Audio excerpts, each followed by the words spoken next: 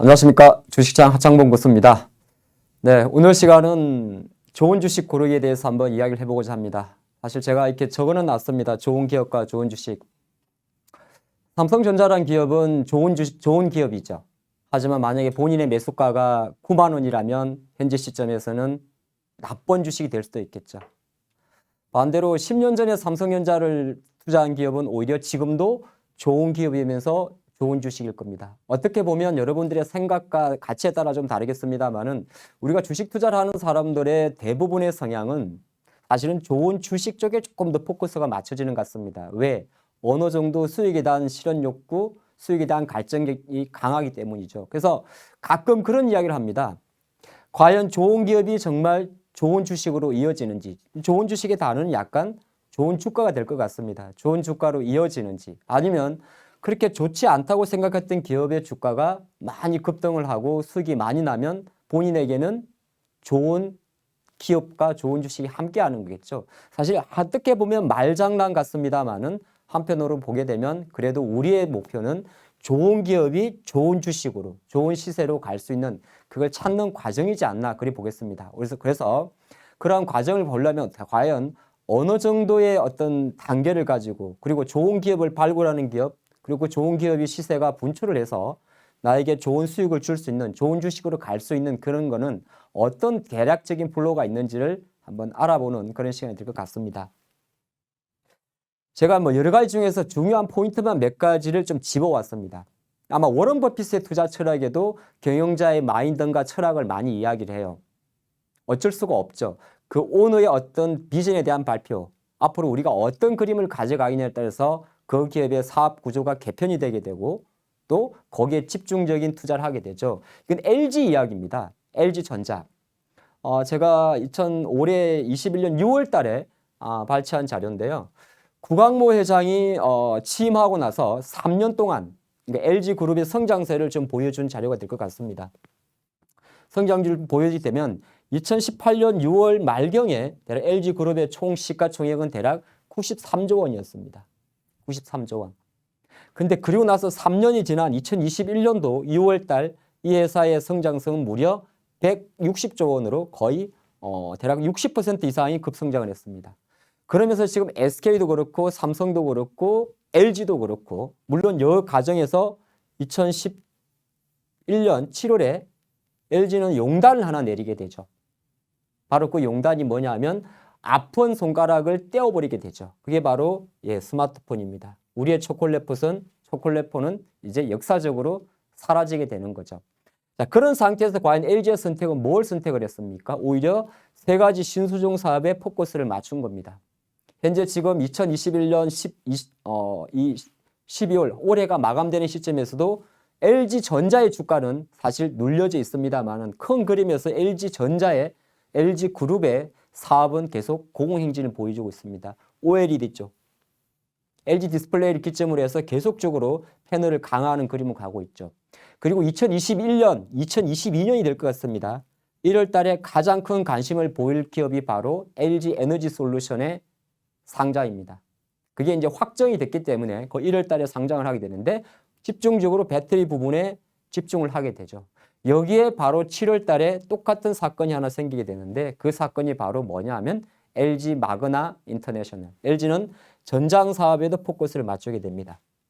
이렇게 그림을 좀 기존에 우리가 알고 있던 가전의 LG에서 어떻게 보면 미래 먹거리를 할 수 있는 OLED 배터리 전장 사업으로 LG가 사업 개편하면서 스마트폰을 날려버리면서 그 뼈아픈 자존심도 고겠지만은 LG 미래를 위해서는 이렇게 CEO의 철학이 되게 중요하다는 걸 볼 수 있을 것 같습니다. 앞으로 계속 지켜봐야 될 LG의 행보가 될 것 같습니다. 첫 번째 포인트를 잡은 게 바로 CEO의 철학을 체크하라. 자, 두 번째 하나를 좀 보도록 할까요? 두 번째는 기왕이면 우리가 주식 투자를 할 때 우리가 1등만 강조하는 게 어떻게 보면 조금 나쁠 수는 있습니다만은 지나놓고 보니까 우리가 단기 매매도 그렇지 않습니까? 1등주 투자라 그러죠. 테마주도 대장주 투자라 그럽니다. 메타버스도 그냥 대장주 투자라 그럽니다. 위지웍, 덱스트, 자이언트, 맥스트 이런 식으로 똑같은 거예요. 이거는 파운드리 가장 큰 삼성 글로벌 파운드리 시장 점유율인데 조금 뭐 이게 자료 자체는 2020년 자료입니다. 2020 자료인데 전 세계 여러분들 지금 해외 주식 많이 합니다. 누구를 투자해야 됩니까? 삼성전자 투자해야 됩니까? 아닙니다. TSMC 투자하셔야 돼요. 이거 어떻게 보면 가장 간단한 걸 우리는 기피하려고 합니다. 예를 든 겁니다, 여러분. 항상 내가 어떤 투자를 할 때는 그 업종이나 산업에서 1등 기업에 투자하는 것이 그게 만약에 여러분 생각에 글로벌 1위라면 글로벌 1위라면 더 좋습니다. 한국 시장의 1위보다도 글로벌 1위까지 간다면. 그럼 전 세계 바운드리 반도체는 대만의 TSMC가 50%가 넘죠. 2020년도 기준입니다. 삼성은 대략 20%가 안 됩니다. 이거 따라잡으려고 그 용을 쓰는데 주가는 누가 잘 갑니까? 아쉽게도 대만의 TSMC가 삼성보다 비쌉니다. 그래서 여기서 우리가 좀 짧게 볼 수 있는 거는 내가 투자하고 있는 기업이 기왕이면은 업종 내, 산업 내 1등이어라. 너무 쉽지만 여러분들이 조금만 관심을 가지신다면 충분히 함께 할 수 있는 내용이 될 것 같습니다. 자, 그러고 나면 이제 주식을 분석하는 방법 중에는 약간 지루할 수도 있고 가장 놓치는 부분이 있습니다. 가장 우리가 주식을 분석을 할 때 좋은 주식을 골라야 되지 않겠습니까? 내가 어디에 투자할 건지. 장이 흔들리고 안 흔들리고는 그 시세의 문제일 뿐 큰 맥은 바뀌지 않습니다. 2021년도가 또 전기차 해가 됐던 것처럼 큰 맥은 바뀌지 않아요. 사실 그 중간중간에 위드 코로나가 잠깐 갔다가 또 오미크론이 발생을 하니까 또 잠깐 뭐 다른 종목이 빠지고 그것뿐이지 어떤 큰 트렌드는 쉽게 안 바뀌거든요. 그러다 보면 주식을 분석하는 방법은 거기서 위에서 아래로 탑다운 방식이 하나 있고요. 위에서 아래로입니다. 그리고 밑에서 위로 바텀업이 있습니다. 그러니까 탑다운 방식은 가장 많은 투자가들이 지향하는 방식 중에 하나 될 것 같습니다. 어떻게? 거시경제 분석을 합니다. 참 어렵죠. 근데 애널리스트 자료가 다 있죠. 미국 경기가 어쩌다, 환율이 어떻다, 유가가 어쩌다. 다 분석을 합니다. 그리고 미국 주식이 비싸다, 한국 주식 코스피가 뭐 얼마 정도 된다, 매크로 분석을 합니다. 그래서 보니까 해운 업황이 좋구나. 그래, 나는 HMM 예를 든 겁니다. 운임이 올랐구나. 상해 운임 지수가 어떻구나. 그래서 HMM 이렇게 탁 내려오는 방식. 가장 많이 하십니다. 일반 투자가분들이. 가장 많이 하는데 사실 이거는 어떤 단점이 있냐면 이 거시경제 분석에 대해서 되게 불확실성이 존재한다는 겁니다. 그게 쉽지만은 단점이 되는 거고 반대로 나는 시장 안 봐. 왜 시장을 봐? 나는 시장 안 본다. 그래서 실제적으로 나는 그냥 개별 주식에만 포커스를 맞추는 분들입니다. 뭐라 그러죠? 우리가 보통 스몰캡이라 그러죠. 나 탐방 다녀. 이 회사 정말 지금은 조금 근데 세계적인 기술력을 갖고 있어.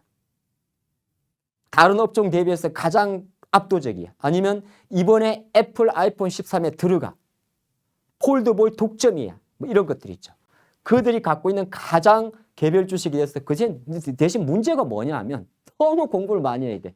광범위한 조사 연구 필요합니다. 왜? 이분들 투자 방식은 뭐냐 하면 어차피 1년에 한 5개에서 10개 딱 찍어가지고 훅 가는 겁니다. 1, 2년, 2, 3년. 이 회사가 정말 내가 생각한 가치까지 갈 때까지. 가치 투자가들이 조금 많이 하는 방식이 바텀업이고 탑다운은 시장에 따라서 왔다 갔다. 약간은 어떻게 보면 기관들 투자가 약간 이쪽에 가까운 것도 있어요.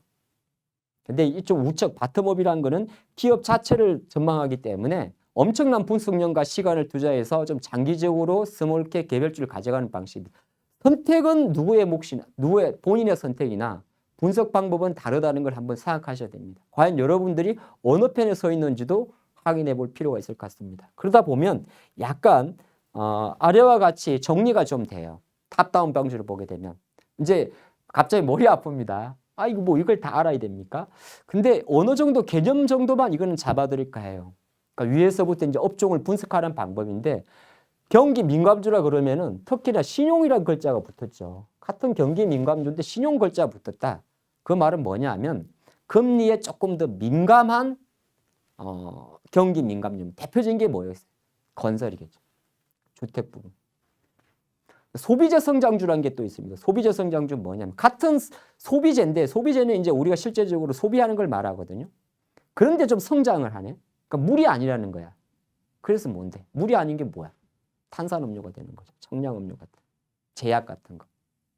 제약 같은 게 뭡니까? 일상적으로 먹어요. 감기약도 먹고 타미플루도 먹고 하죠. 그런데 그게 계속적으로 일정 부분 성장하는 부분.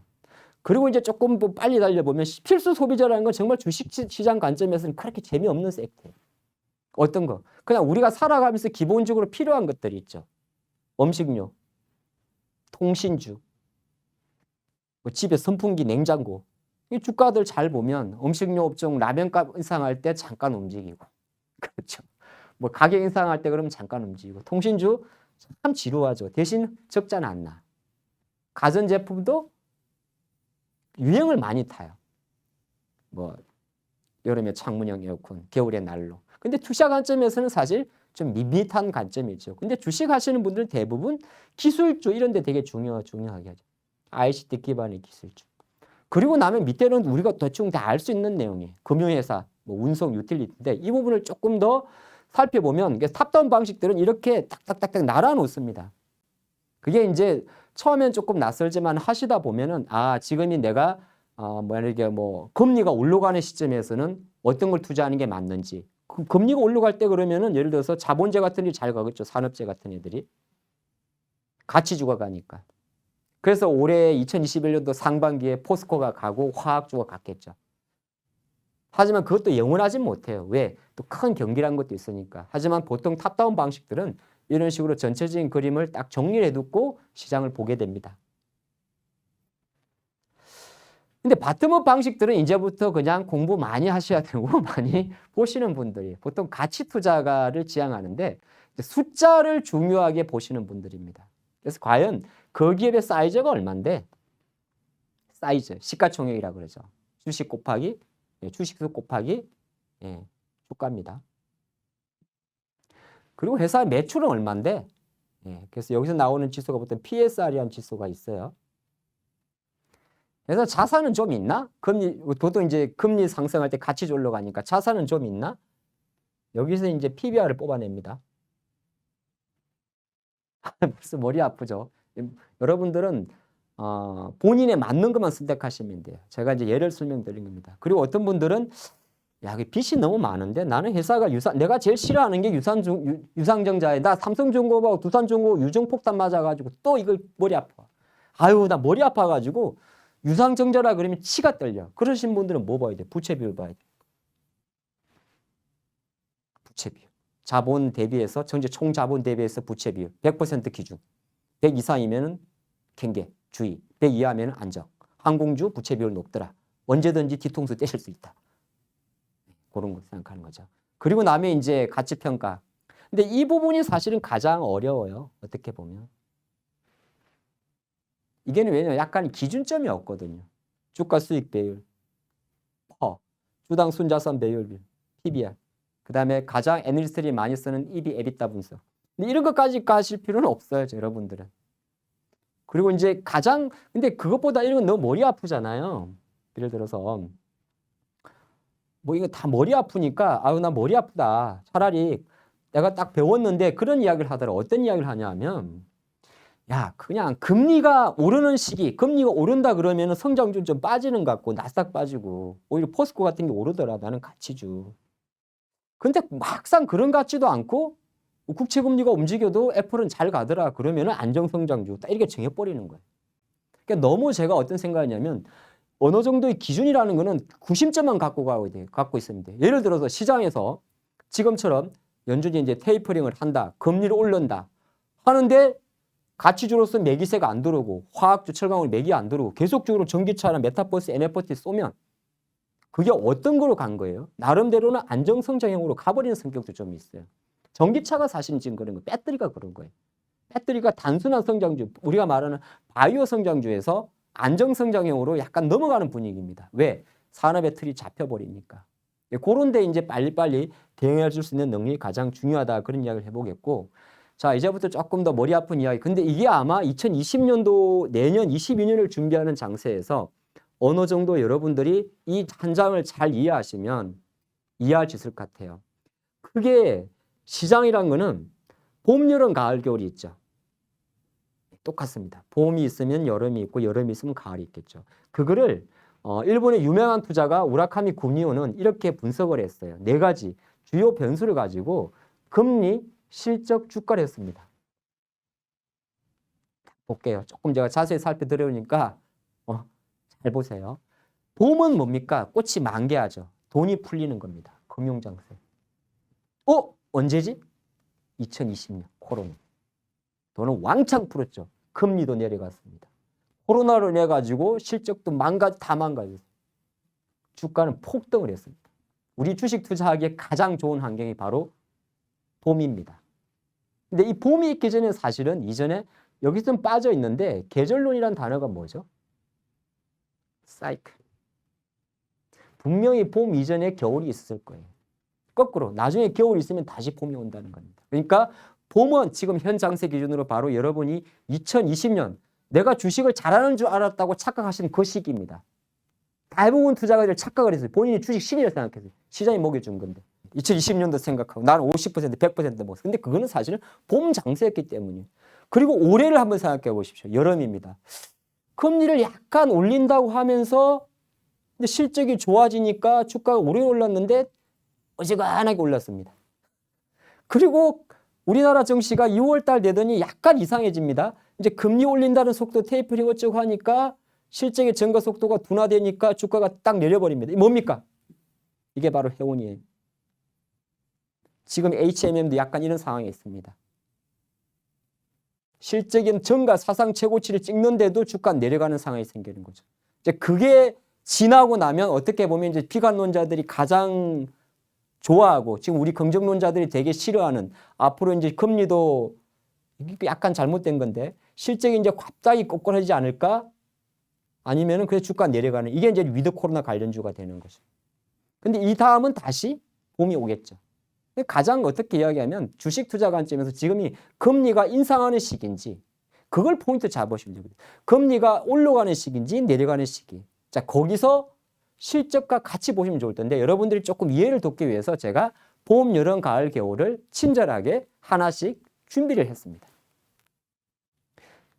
그래서 봄을 보통 금융장세라 그럽니다. 유동성 장세, 돈 푸는 장세입니다. 금융회복기에 많이 나타나죠. 이게 언제입니까? 2020년. 그냥 여러분들 머릿속에 2020년 코로나 생각하시면 됩니다. 글로벌이 돈을 왕창 풀었습니다. 그래서 기업의 실적은 나빴는데 이상하게 주가가 신고가를 갔었어요.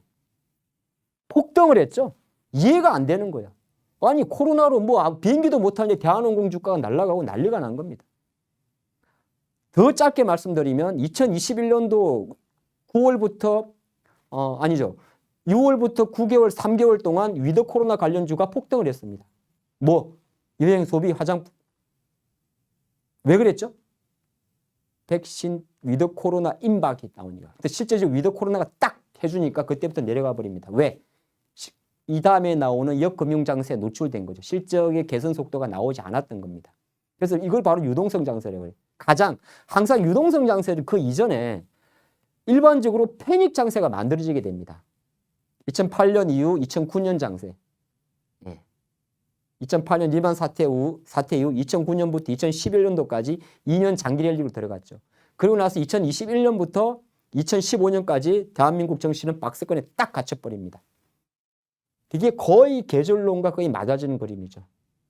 근데 이때 이제 많은 투자가분들이 작년도 상한까지 벗어나지 못해가지고 아직도 곧버스에 평단 15,000원에 물려 계십니다. 어떡합니까? 안타깝습니다. 자, 이게 그러니까 금융시장은 천장세 생각했을 때 2020년 코로나 장세가 바로 금융장세였구나.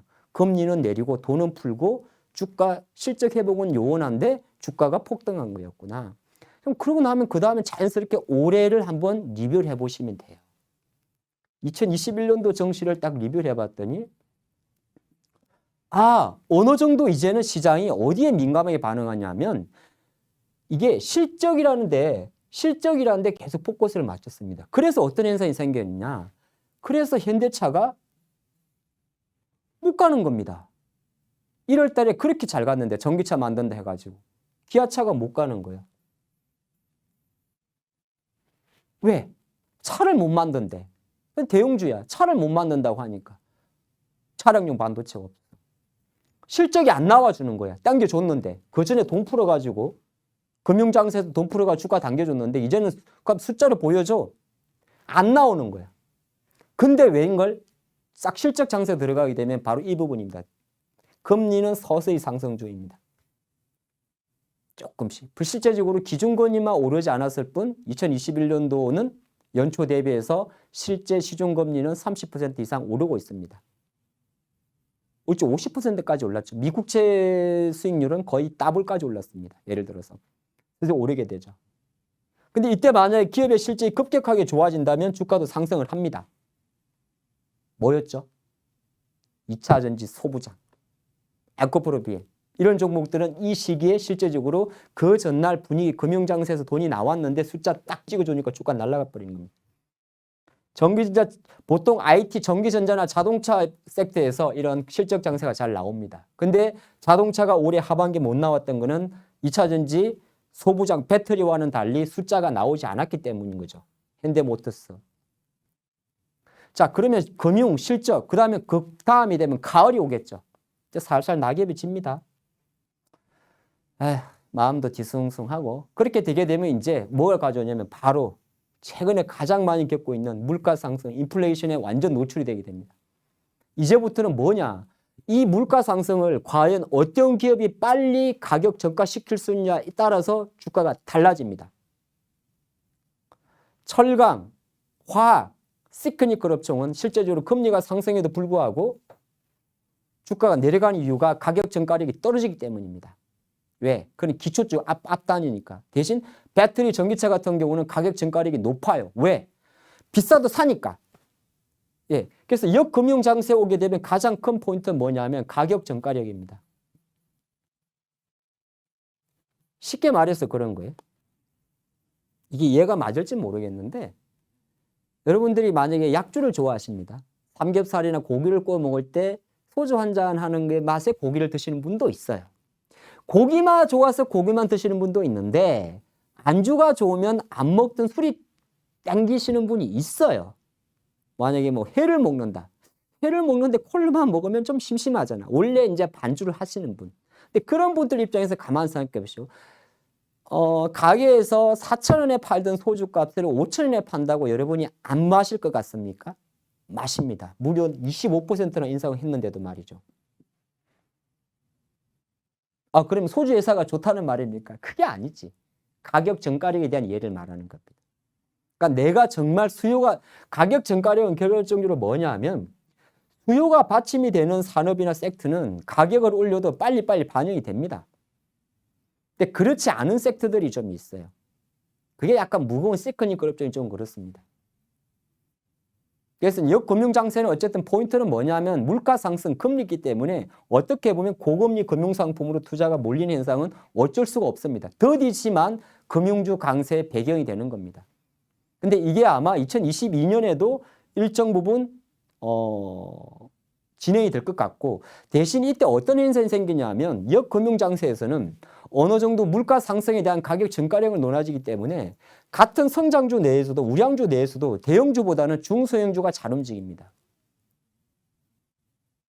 덩치가 큰 것보다는 작은 거. 그래서 어떻게 보면 이런 것도 있어요. 올해 2021년도 하반기에 배터리 제조사 회사들 SDI, SK온, LG화학 주가 대비 오히려 그 배터리 소재를 만드는 에코프로 BM, 첨보, 포스코케미칼, 기타 등등의 소부장들이 상대적으로 강했던 것도 바로 가격 전가력 때문이에요. 이제 아시겠죠? 근데 이런 흐름 자체는 앞으로도 계속 생각이 됩니다. 여러분들 어떤 섹터를 볼 때 내가 과연 주식은 그런 거거든요. 결국 주가는 그 이전에 실적이라는 변수가 존재합니다. 그 실적이라는 변수를 가지고 소비자한테 얼마나 빠르게 전가시킬 수 있는지 그리고 가격을 올렸을 때 그 소비자들의 가격 저항이 얼마나 덜할지 거기에 따라서 판가름 난다는 겁니다. 그리고 나면 최악의 겨울이 옵니다. 역실적 장세. 근데 어떻게 보면 다시 이거는 너무 이상적인데 금리가 다시 하락세로 갔다. 참 안 좋은 경우죠. 근데 역실적 장세라는 건 사실은 시장이 의도적으로 가진 않아요. 어쩐 쇼크가 난 겁니다. 금융위기가 나고 코로나가 사실은 그래서 우리가 말할 때는 경기가 너무 나빠져가지고 정부에서 다시 돈을 푸는 거예요. 경기에 대한 연착륙이에요. 너무 나빠져가지고 이제 돈을 푸는 거. 그건 쉽게 말해서 2020년이에요. 그래서 역실적 장세는 어떻게 보면 딱 이 포인트만 잡으면 돼요. 맨 밑에 있죠. 금융장세로의 전환을 준비하는 우량주천급. 이게 포인트입니다. 뭔 소리야? 뭐가 뭔 소리야? 지금 다 생각하시면 지금 많은 분들이 뭐 하방을 외치고 고점을 외치잖아요. 그렇지가 않아. 여기서 시장이 폭락을 해버리면 미국 금리를 올리고 뭐 어쩌고 하잖아요. 지금 금리 올리는 게 간만에 생각해 보십시오. 미국이 금리 올리는 거, 한국이 금리 올리는 거, 이거 뭐 하려고 올리는 거죠? 경기가 과열돼서 올리는 거예요? 말이야 그렇죠. 말이야 뭐 부동산 경기가 해서 뭐 하고 하죠. 인플레이션 잡기 위해서 금리 올린다 그러죠. 아니, 그럼 뭔데? 돈이라는 거는 이렇게 풀었다 조였다 해요. 평창과 있게 완화를. 너무 풀어두면 나중에 버블이 생겨가지고 폭탄이 터지게 됩니다. 미국은 그걸 겪어봤어요. 언제? 13년 전에. 바로 리만 사태. 물론 모기지론과 조금 다를 수 있습니다만. 그리고 과도한 인플레이션은 결정적으로 성장률을 떨어뜨리게 됩니다. 원래 경제는 일정 부분의 인플레이션을 안고 가야 되는데 그 인플레이션의 속도가 너무 빨라져 버리면 이 정도 각도로 가야 되는데 너무 빨라져 버리면 이거 잡아야 되는 거예요. 근데 잡았는데 만약에 경기가 꺾여버리면 잡는 걸 멈춰야 됩니다. 쉽게 말씀 뭐냐면 앞으로 여러분들이 장을 볼 때 뭐 금리 인상하게 되면 장이 폭락할 거야. 그렇게 접근하면 아마 수익 내기 어려우실 겁니다. 오히려 미국이나 어디든 본격적으로 금리 인상하는 시점 자체 항상 그렇거든요. 이벤트 전에 눌렀다가 실제적으로 뚜껑이 딱 열리면 그때부터는 불확실성 해소로 팍 가버립니다. 근데 지금 자동차 관련주들이 아무리 바닥에서 좀 힘들어한다 그래도 어쩔 수가 없어요. 시장은 이렇게 크게 위험이라는 게 있는데 우리가 키우면 두 가지가 있어요. 비체계주 위험이라고 그럽니다. 이거는 분산 시장 위험이라고도 하는데 이거는 분산 위험이 가능해요. 어떻게 가능하죠? 주식을 나눠 사면 돼. 한국 주식 사고 미국 주식도 사놓고. 미국 주식 좋다고 욕만 하지 말고 한국 주식 왜 이러니 욕할 필요가 아니라 딱 봤는데 한국 주식보다 미국 주식 좋아. 그럼 미국 주식을 사. 내가 100 중에. 처음엔 조금 모르니까 뭐 20을 사고 우리가 80 하는 거예요. 그래서 모든 투자분들은 사실은 이 비체계주 위험 같은 경우는 분산 가능 위험이라고 그래요. 이게 뭐지? 말이 어려운데? 뭐가 어려워? 이 말이 뭐냐면 앙드레 코스텔라니의 계란을 한 바구니에 담지 마라가 바로 비체계적 위험을 관리하는 분산 가능 위험에 대한 이야기입니다. 만약 여러분들의 투자가가 일정 부분 한쪽으로 치우쳐 있다면 여러분들은 그 치우쳐 있는 투자처를 포트를 다양화하면서 충분히 분산시킬 수가 있어요. 그래서 한쪽에 올인하지 말라는 거예요. 대신 그 전제는 이 체계적 위험이라는 거는 어쩔 수가 없어요. 이거는 어떤 위험이죠? 안 돼. 용가리 통빼라도 안 돼. 이게 바로 시장 위험입니다. 뭐 똑같은 거죠. 오미크론 발생으로 증시가 폭락하고 코로나 발생으로 폭락하고 파월 의장의 발언에 폭락하고 이거는 분산이 안 돼. 그건 어차피 노출이 돼. 근데 그래서 우리가 어떤 위험을 관리하는 관점에서 밑에 부분은 어쩔 수가 없는 거야. 장이 뭐 다 빠져버리고 뭐 공매도 쳐가지고 빠지는 그거 어쩔 수가 없는 거야. 하지만 충분히 그거는 생각보다 여러분들이 시장에 노출된 위험 중에서 비체계적 위험에 비하면 아무것도 아니에요. 그래서 투자를 하는 관점에서는 결정적으로 우리가 투자는 그런 거잖아요. 과연 내가 어느 정도의 리스크를 칠 수 있냐에 따라서 어느 정도의 베네핏을 얻을 수가 있어요. 리스크 없는 베네핏은 없습니다. 결정적으로 수익을 내기 위해서는 손실을 감내해야 되는 거예요.